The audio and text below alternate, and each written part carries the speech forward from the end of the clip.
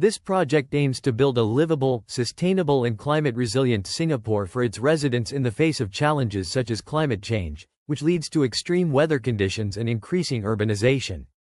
In this context, the project, which aims to transform Singapore into a city in a garden, is based on further integrating nature into the urban environment. To transform Singapore into a city in a garden, the project aims to preserve and expand Singapore's natural capital across the island, as well as raise animal health and welfare standards in Singapore. There are 5 key strategies to achieve this vision. Expansion of the natural park network. Intensification of nature in gardens and parks. Reintegration of nature into the urban landscape. Strengthening the connection between Singapore's green spaces. Improvement of veterinary services and animal management. Supporting this with community backing and participation. One of Singapore's transformations was the cleaning up of the Singapore River, which in the 1960s and 1970s was literally an open sewer. The cleanup took a decade and required thousands of Singaporeans to move away from farms, factories, and street food stalls that polluted the river basin. The successful cleanup also initiated the process of creating a reservoir in the heart of the city. Park areas in Singapore come in many different forms. Taking into account slightly different focal points, they range from nature parks rich in biodiversity, such as Labrador Park and Sungai Buloh Wetland Reserve, to regional, city, and neighborhood parks that serve as social gathering and relaxation areas for the local community. In addition to designating specific areas as parks, innovative measures have also been implemented to create more park space. In the 1960s, when Singapore began to industrialize rapidly, then Prime Minister Mr. Lee Kuan Yew launched a tree planting campaign and called for Singapore to be transformed into a garden city through intensive landscaping. Active plantings have been carried out along all roads, vacant lots, and new development areas. Today, roadside plantings have become an integral part of the street landscape, providing lush boulevards and shaded sidewalks. Since then, park connections have been planned and implemented across the island to connect as many residential communities as possible to nearby regional, city, or neighborhood parks. Park connections are one of the creative ways of land use. They are links created along channels and roads to improve accessibility between parks. Park connections bring parks closer to residential areas by enabling people to walk, run, or cycle from park to park and from shore to shore. In addition to parks in public spaces, the URA has also implemented various incentive and regulatory plans, such as the Lush Landscaping for Urban Spaces and High-Rise Buildings program, to encourage the provision of skyscrapers and urban green spaces in private projects. Since Lush began operations in April 2009, over 100 projects have proposed skyscraper-like green spaces in development projects. These new sky terraces, balconies, and communal planters provide relaxation in green spaces, creating a unique image for the city in its tropical climate. Therefore, parks in Singapore are not just open, green spaces that provide visual and physical relaxation. They often serve multiple functions such as carbon sequestration, enriching the city's biodiversity, and providing social gathering, recreation, and event spaces. Like all other land uses in Singapore, park areas are planned with optimization in mind and programmed to be easily accessible and inclusive of people to ensure good utilization. The Sungai Buloh Wetland Reserve has undergone careful planning to protect natural assets such as the rugged ridges and dynamic coastal strips stretching along the southern coastline, and to ensure the public can easily access these parks and be close to the natural flora and fauna. The transformation of green spaces in Singapore has created new recreational areas. An example of this is the 9-kilometer chain of open, green spaces known as the Southern Ridges, which encompasses Mount Faber Park, Telok Blangah Hill Park, Kent Ridge Park and West Coast Park. All hill parks, previously separated by main arteries and dense vegetation, are now seamlessly connected by 2 elevated bridges, Henderson Waves and Alexandra Arch, and an elevated walkway, Forest Walk. In October 2010, the URA was honored with the prestigious Urban Land Institute, ULI, Global Excellence Awards 2010 for the transformation and development of the Southern Ridges. The jury praised the Southern Ridges project as a pinnacle of design and quality that sets an example. Southern Ridges has been described as a seductive project, crafted with both elegance and beauty, and defined as a prime example of how open spaces can be interconnected to create continuity among other redevelopment opportunities. The elevated walkways, bridges and trails at southern ridges are home to a fascinating variety of plant and animal species. Visited by over 1 million people since its opening, Southern Ridges offers a contiguous recreational area and panoramic views of the city in densely populated Singapore. Such innovative land use strategies have transformed the Southern Ridges into a tranquil green sanctuary, allowing visitors to experience natural landscapes from a unique vantage point via bridges featuring distinctive designs. Furthermore, the development of the Southern Ridges provides access to the protected nature reserves of Mount Faber, Telok Blangah Hill Park, and Kent Ridge Park, enabling the public to access previously inaccessible park areas. This increases the variety of parks and open spaces for the public to enjoy and relax in. Through careful planning and design, the objectives of both protecting nature and biodiversity and utilizing the limited land to meet all needs are being achieved. Another example is the Sustainable Visitor Management Facilities at Chek Jawa, a natural wetland area rich in biodiversity. The facilities include a walking trail extending into the mangroves, an observation tower offering panoramic views of Chek Jawa, and an old British clubhouse converted into a visitor center to educate the public about the plant and animal species found in the Chek Jawa wetlands. These facilities allow visitors to closely observe the natural vegetation and animal species found in coastal areas, while also carefully protecting natural resources. Gardens by the Bay offers Singaporeans and visitors the opportunity to live, work and play in an environment close to water and surrounded by lush greenery. In such a dense urban environment, creating green spaces for recreational purposes is important. The gardens are an integral part of Singapore's city in a garden vision. Parks in Singapore are not limited to the ground level. Sky parks and sky gardens are becoming increasingly common in both public housing and private developments. These expanses of greenery at such heights serve two purposes: optimizing land use and creating more green space closer to homes. They also help create an attractive and unique view of the tropical city skyline. These landscaped areas can take the form of roof gardens, sky terraces, first-floor communal landscaping areas, and communal planters. The National Biodiversity Center has developed a state-of-the-art application called SG BioAtlas. This application enables everyone, including students, to take photographs of plants, birds or animals. The application adds a geotag to the photograph and uploads it to the central database. A self-monitoring tool for cities to evaluate their urban biodiversity conservation efforts. Developed in collaboration with the SCBD and the Global Partnership for Local and Subnational Biodiversity Action. Key elements of success: good governance, good planning, vision, innovation, whole-of-government approach, strong leadership, effective implementation, pragmatic, co-creation, governance with the public. Although Singapore's environmental policy has led to its gaining an international reputation as a model green city through the significant expansion of green spaces and infrastructure, these outcomes reflect the results of the development state's deliberate planning and management based on a utilitarian view of nature rather than the results of an organic and comprehensive transition to a green society. Rotterdam aims to be 100% climate-proof by 2025. This is the target stated in the city's Climate Change Adaptation Program. This means that measures will have been taken by 2025 to ensure that each district is affected as little as possible by climate change, both at that time and in the decades to come.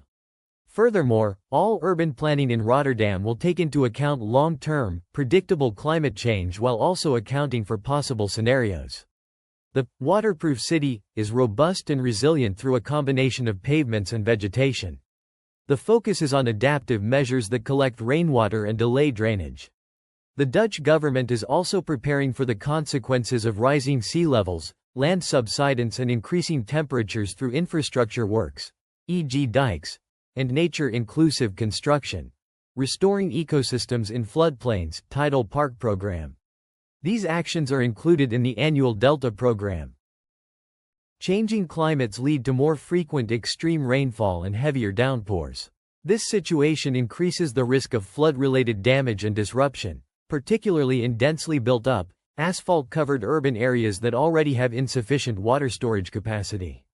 The drainage and storage capacity of urban water systems is being adapted to cope with extreme rainfall. Measures are being taken to capture and store rainwater where it falls and delay drainage, with the aim of restoring the city's sponge function. These measures include green roofs and facades, less asphalting and more vegetation in public streets and neighborhoods, water squares and infiltration areas as infrastructure. These measures will be particularly effective in densely populated, built-up areas with few open spaces. The combination of gray and green solutions has been proven effective in regulating water flow and mitigating surface runoff by reducing flood peaks and lowering the flood risk caused by flash floods. A secondary effect is the increased availability of groundwater.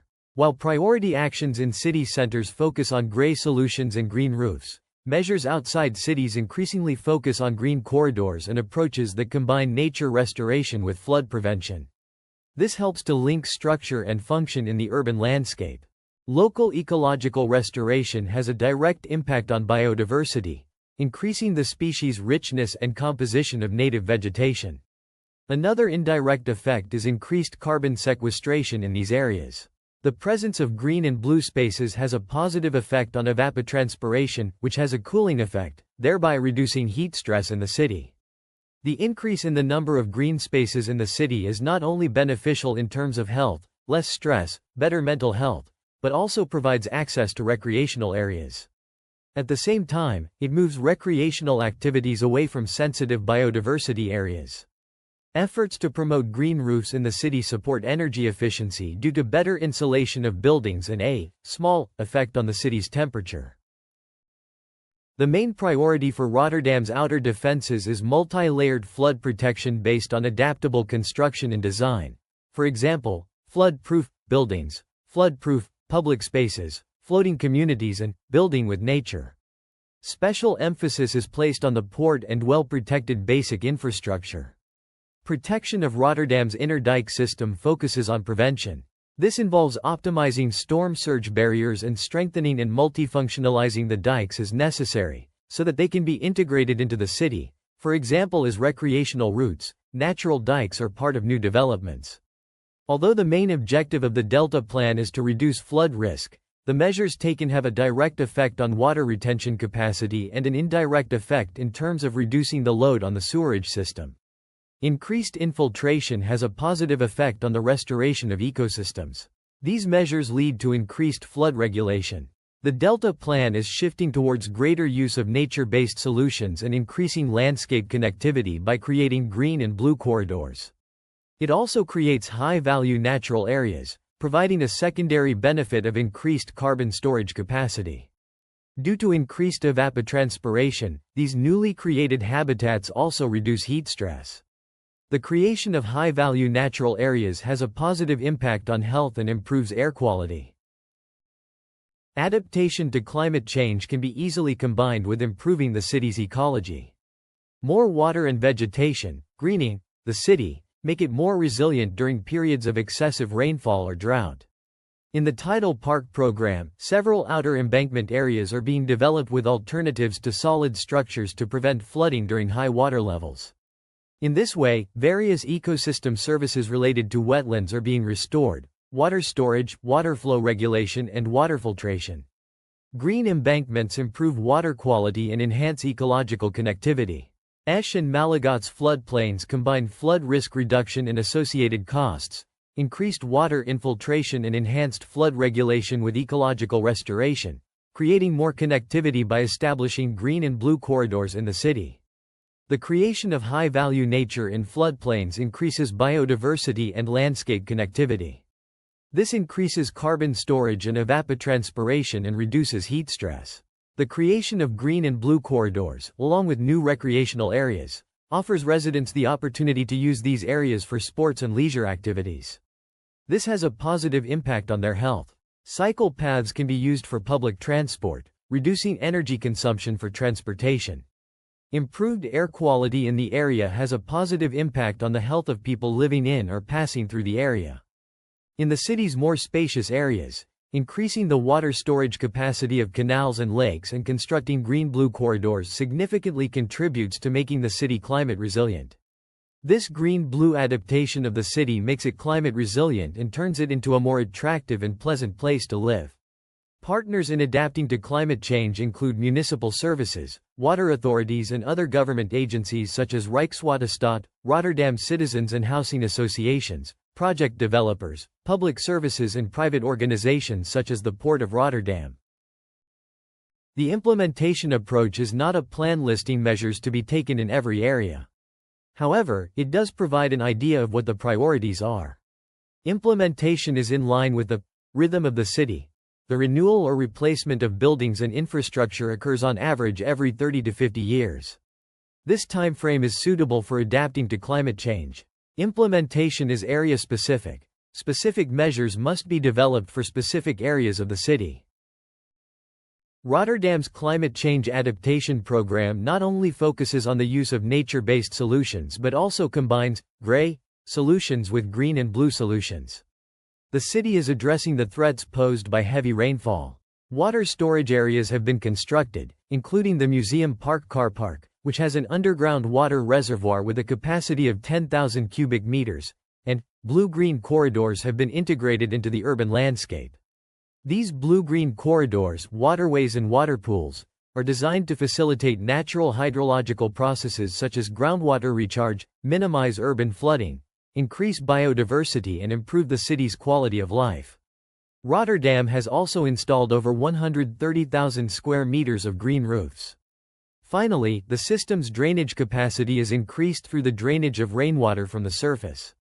All these measures lead to a reduction in drainage peaks. Future measures under the Delta Plan are shifting from gray infrastructure to green infrastructure, including nature restoration, and the use of nature-based solutions is increasing.